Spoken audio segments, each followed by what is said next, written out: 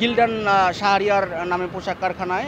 এই কারখানাটিতে কিন্তু গতকালও আন্দোলন হয়েছে, গত পরশু আন্দোলন হয়েছে। পাশাপাশি এই শিল্পাঞ্চল আশুলিয়ার কিন্তু অন্তত 50টির অধিক কারখানায় কিন্তু আন্দোলন হয়েছিল। সেই কারণে কিন্তু গতকাল অর্ধশত কারখানা বন্ধ ঘোষণা করেছিল কর্তৃপক্ষ। তারপরেই কিন্তু এখানে সেনাবাহিনী প্লাস শিল্প পুলিশের যৌথ একটা বাহিনী গঠন করে কিন্তু যৌথ অভিযান পরিচালনার কথা বলা হয়। আমরা সকাল থেকে কিন্তু সেনাবাহিনীর টহল টিম দেখতে পেয়েছি। এছাড়া বিভিন্ন পোশাক কারখানার সামনে শ্রমিকদের অবস্থান করতে দেখেছি।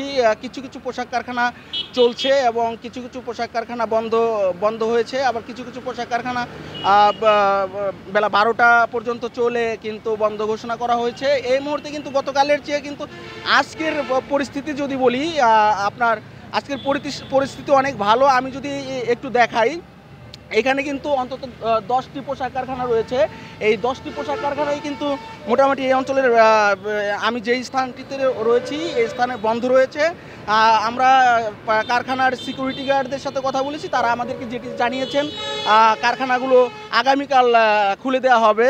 এছাড়া শিল্প পুলিশের পক্ষ থেকে কিন্তু আমাদেরকে বলা হয়েছে এই যৌথ অভিযানে কিন্তু আজ কাউকেই আটক করা হয়নি। প্লাস গতকাল যে চাকরির দাবিতে বিভিন্ন কারখানার সামনে কিছু সংখ্যক লোক অবস্থান নিয়েছিল তাদেরকে কিন্তু আজকে দেখা যায়নি।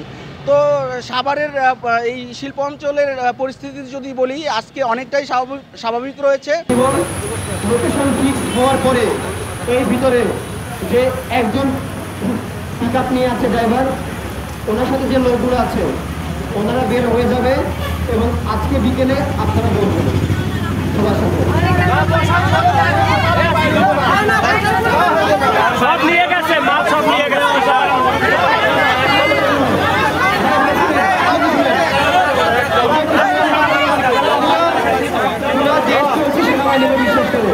যদি এখন কিছু করতে না পারেন ভাই তাহলে সে লাভ নেই।